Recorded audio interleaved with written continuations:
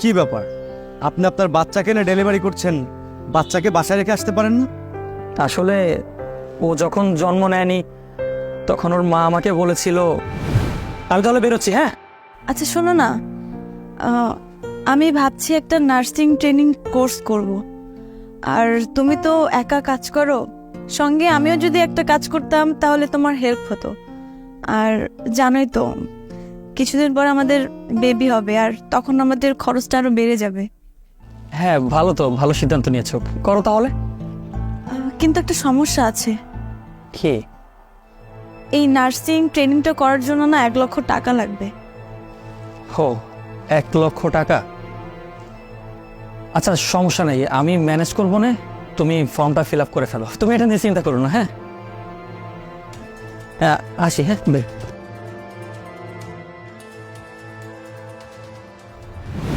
তখন অবশ্য আমার কাছে অত টাকা ছিল না।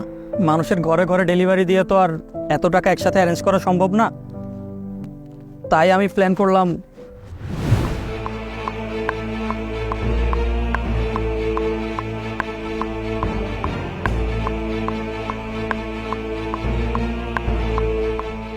আচ্ছা ভাই বলো তো, আমরা এখানে কেন দাঁড়ায় আছি?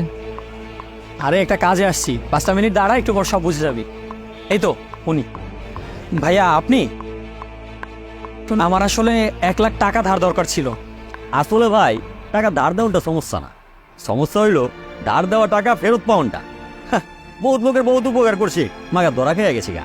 এর লাগে নতুন সিস্টেম চালু করছি। কারো কিছু দামি জিনিস মর্টগেজ না রেখা আমি পেলাম লোন মন দেই না। আপনি যদি দামি জিনিস থাকে আমারে দেন, টাকা লয়ে যান, আবার টাকা ফেরত দিবেন, দামি জিনিস লয়ে যাবেন। আমি তো সুদের কারবার করি না। আসলে ভাইয়া আমার কাছে না দেওয়ার মতো তেমন কিছু নেই। আচ্ছা আপনি এক কাজ করতে পারেন তো, আপনি আমার এই বাইকটা রেখে দিন। এ ভাইয়া দাঁড়াও, তুমি কি পাগল হয়ে গেছো নাকি? আচ্ছা তুমি যদি বাইকটা সেল করে দাও তাহলে তুমি কাজ করবে কিভাবে আমাকে বলো তো একটু। আরে কিছুদিনের ব্যাপার, আপাতত না হয় কয়দিন সাইকেল দিয়ে ডেলিভারি কাজটা করব। আর তোর ভাবির জবটা হয়ে গেলে তো সব সমস্যার সমাধান হয়ে যাবে। ভাইয়া নিন না। এই বাইক রেখে আসলে 1 লাখ টাকা দেওয়াটা একটু কষ্ট, মাগার আপনার প্রয়োজনটা বেশি, এর লেগে আপনার উপকার করবো, দেন।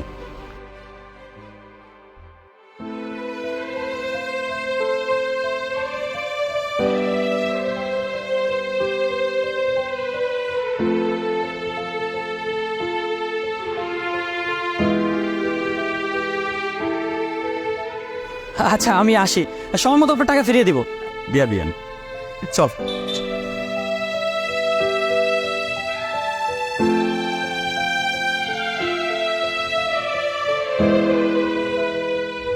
আর ততদিনে আমার স্ত্রীর কোর্সটাও কমপ্লিট হয়ে যায়, আমার বাচ্চাটাও হয়ে গিয়েছিল। একদিন হঠাৎ করে বাসায় গিয়ে দেখি একটা চিঠি। চিঠিতে লেখা ছিল,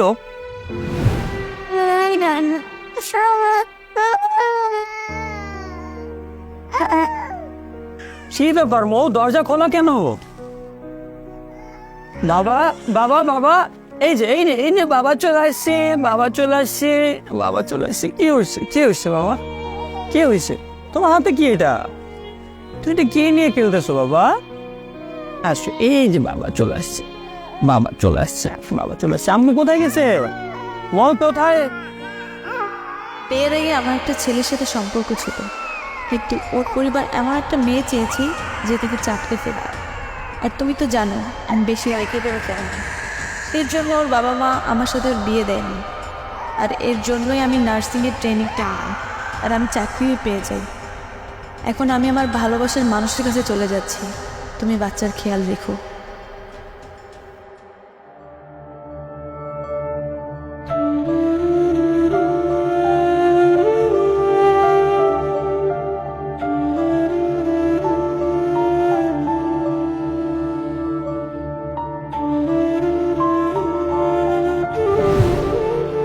এই জন্য ভাই আমি ওকে নিয়ে ডেলিভারি কাজটা করি।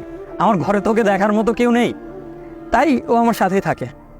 বুঝতে পেরেছি ভাই, আপনি কোনো চিন্তা করবেন না। ওই মেয়ে যদি আপনাকে ঠকিয়ে থাকে, ওর শাস্তিও একদিন না একদিন পাবেই। আপনি তো এই বাচ্চাকে নিয়ে সারাদিন ডেলিভারি করেন, আপনার তো অনেক কষ্ট হয়, অনেক পরিশ্রম হয়।